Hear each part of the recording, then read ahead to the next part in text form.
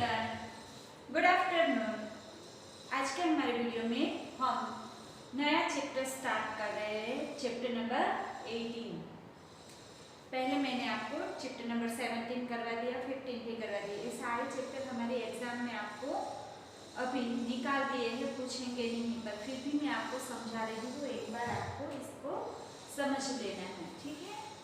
तो chapter number 18 जिनका नाम है रचना, जिनके लेखक है रघुवीर चौधरी, जिनका जन्म सन 1938 ईस्वी सन में हुआ था।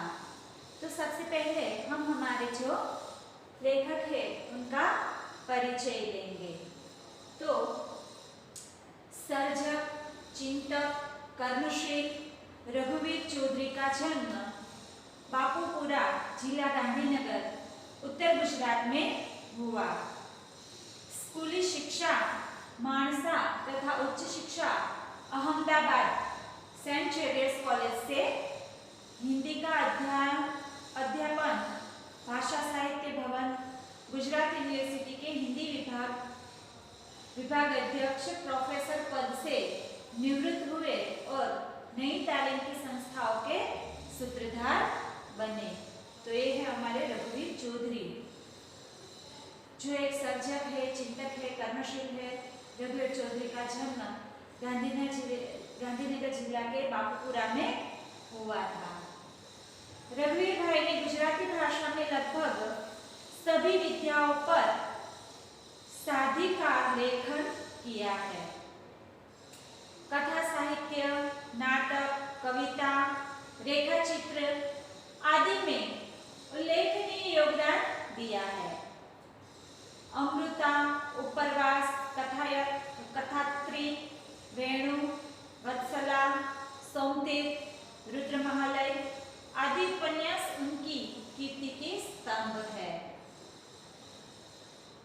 गोकुल, मथुरा, द्वारका, अमृता तथा उपरवास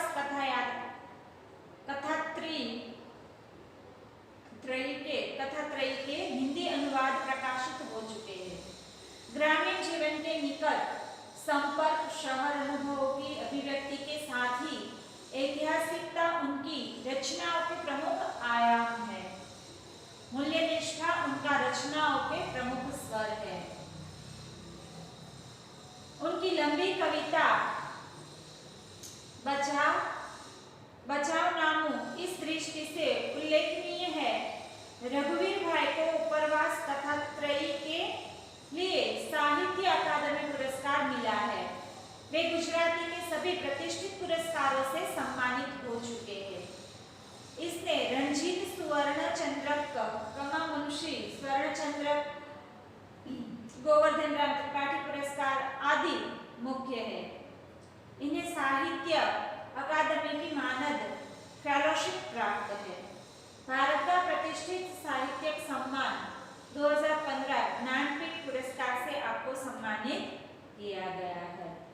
तो उनको इतने सारे अवार्ड मिले हैं, उन्होंने इतने सारे अच्छे अच्छे कार्य किए हैं और उनकी वजह से वो बड़े ख्यातनाम भी हुए हैं।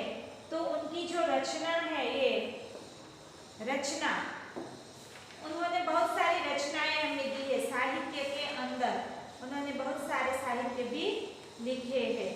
तो ये जो हमारा गद्य है रचना, इसके अंदर कवि हमें लेखक हमें बताते हैं कि विरोध प्रकट करने के लिए बल प्रयोग और तोड़फोड़ करने का तरीका बहुत दिनों से काम में लाया जाता है।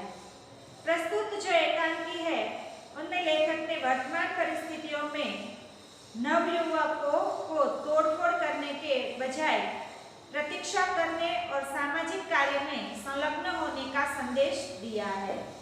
एक नाटक के तौर पे यहाँ चर्चा हो रही है, ये एकांकी है। इसमें तो लेखक चाहते हैं कि तोड़फोड़ करके अपनी प्रतिक्रिया उनको नहीं देनी चाहिए, उनको प्रतीक्षा करनी चाहिए, उनका इंतजार करना चाहिए और इस तरह से उन्हें अपना विरोध प्रकट करना चाहिए, तोड़फोड़ करके नहीं करना चाहिए।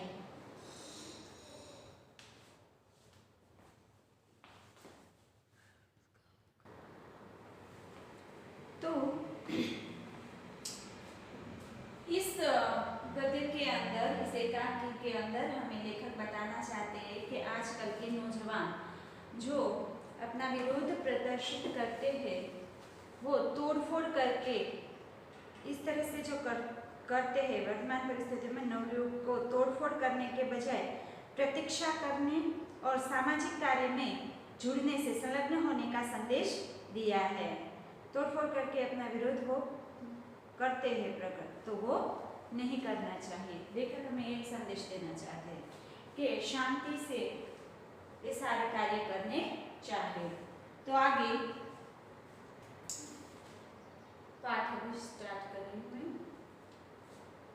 शाम का समय है।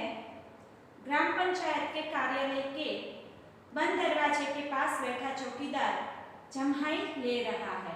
तो कि शाम का समय है और ग्राम पंचायत के कार्यालय के बाहर उनका जो चौकीदार है वो जम्हाई यानी जो आलस हम लेते हैं ना, उबासी लेते हैं, आलस मरोड़ते हैं वगैरह जो करते हैं उसको जम्हाई देते हैं। शारीरिक चुस्त स्फूर्ति नहीं दिखाते ना, सुस्ती आती है वो।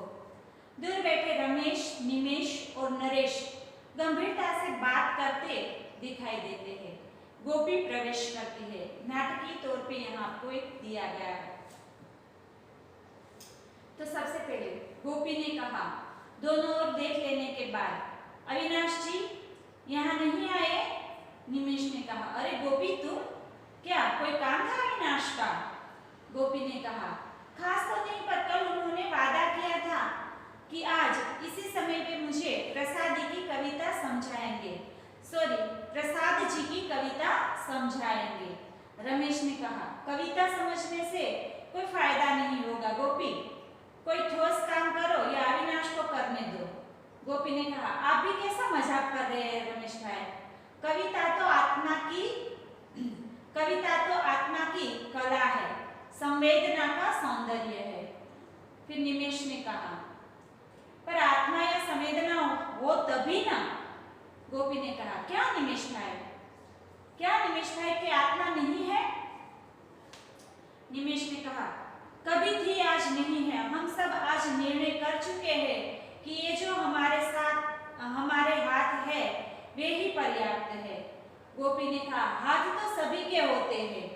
नरेश ने कहा, पर हम आज इन हाथों का कमाल दिखाएंगे। गोपी,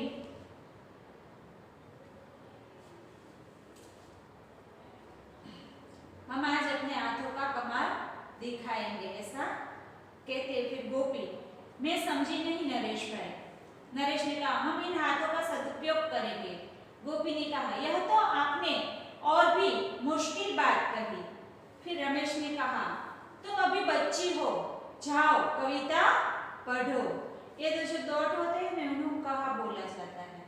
गोपी ने कहा, तो आपकी सलाह के बिना भी पढ़ूंगी, लेकिन सचमुच आप अपने हाथों का सदुपयोग करने जा रहे हैं तो इच्छा होती है कि मैं भी साथ क्यों न दूं।